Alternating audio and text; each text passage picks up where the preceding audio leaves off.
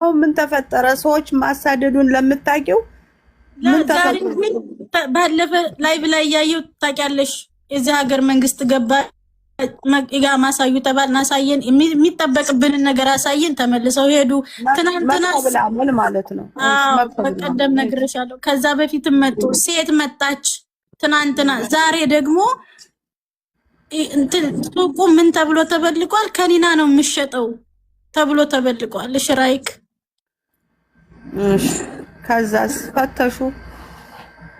አዎ ፈተሹ። ግን ለምን ማን ነው የበለቀው? ከሌ ሀበሽያ ስማቸውን ነገሩሽ? አይዋ አሁን በህግ ተይዟል። ይሄ ነው አልልሽም። በዚህ ጋር ማውራት አልችልም። ለጊዜው ሱቅ ተዘጉ። ለጊዜው ሱቅ ዘጉ። አሁን ተከፍቷል። ምሽቱን ከፍተውታል። ግን ለምንድነው እኔ እንደዚህ ህዝብ ለምንድነው እኔ አልገባኛል። ራሴ ማወቅ ፈልጋለሁ። ችግሬ ምንድነው? ስህተቴ ምንድነው? ህዝብ ያርመኝ። በግል ውስጥ ለውስጥ በመሄድ ጨርሻለሁኝ።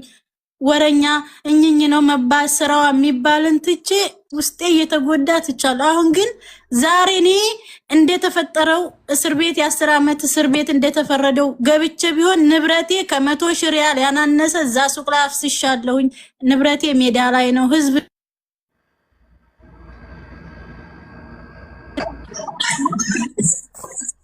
ገብቶች አይደለም የምትሸጠው ተብሎ ሱቄ ተበልቋል።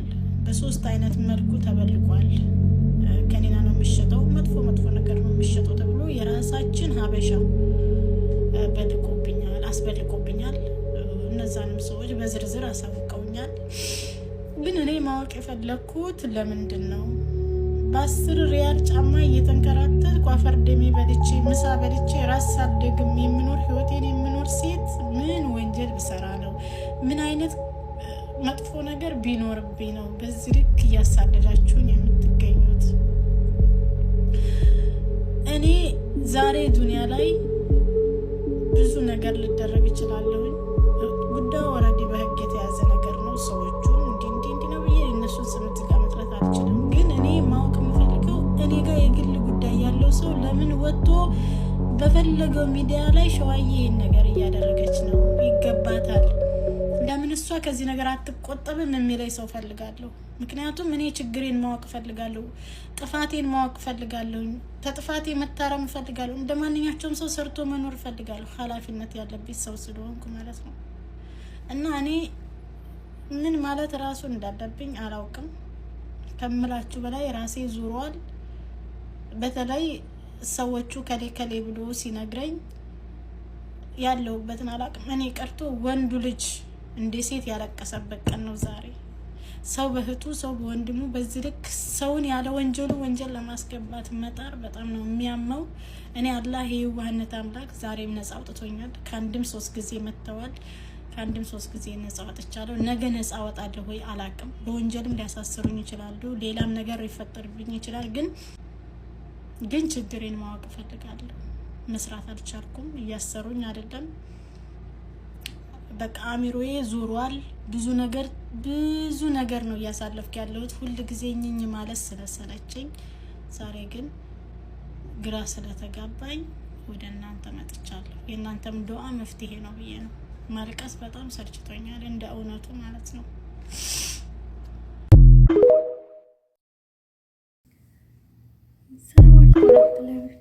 ቤተሰቦች እንዴት ናችሁ? እና የምረን ያሁን ቪዲዮ ልሰራ የፈለኩት ማለት ነው። ሸዋዬ ቪዲዮ ሳይ በጣም አሳዘነችኝ።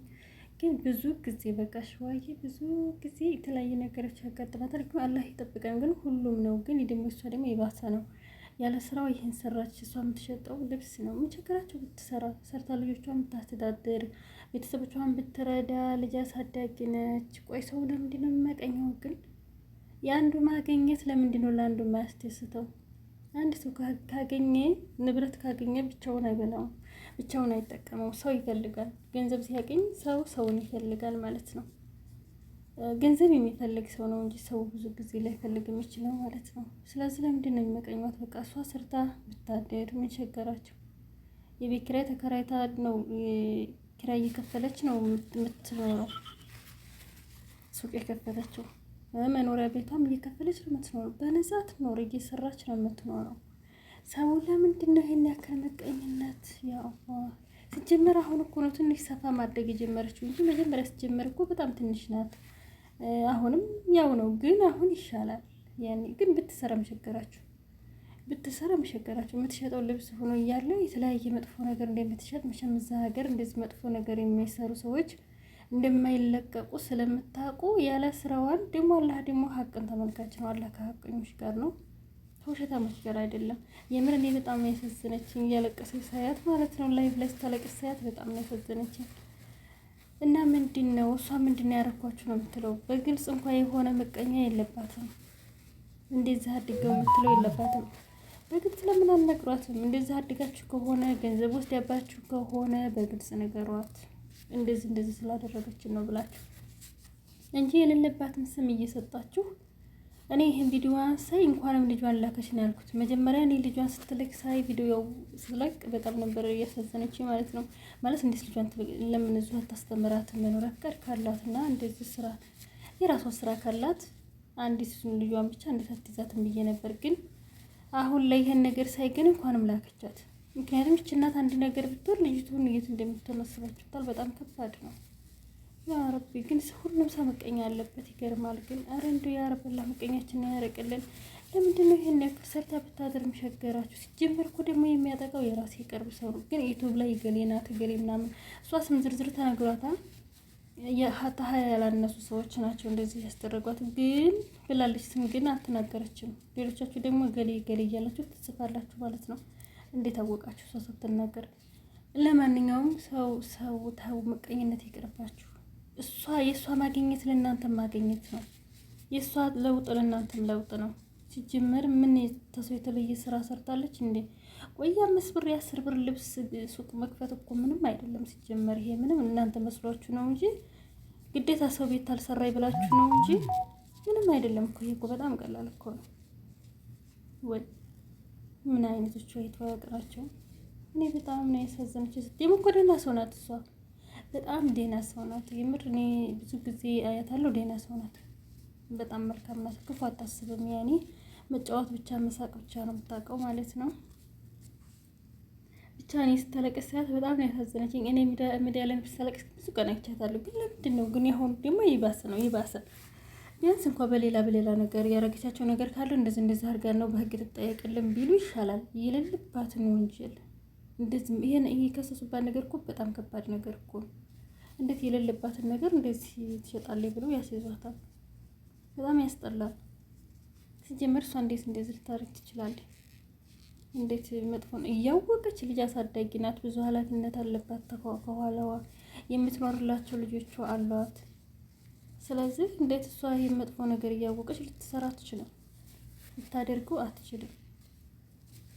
እንደዚህ መጥፎ ነገር ልትሸጥ አትችልም። ግን እናንተ ትሸጣለች። ግን ስለማትሸጥም ነው የዛ ሀገር እኮ ህጎች እኮ ቢመጣም አጣርቶ ነው። እንደ ኢትዮጵያ ዝም ብሎ ፈሳ አይሉም እኮ። ዝም ብሎ እናንተ ወር ሰምተው እናንተ 1000 ብር ስለሰጣችሁት ሄዶ አያፍስም። በጥንቃቄ እኮ ነው። በጉቦ አይሰሩም። እንግዲህ እንዴት ሆናችኋል እናንተ?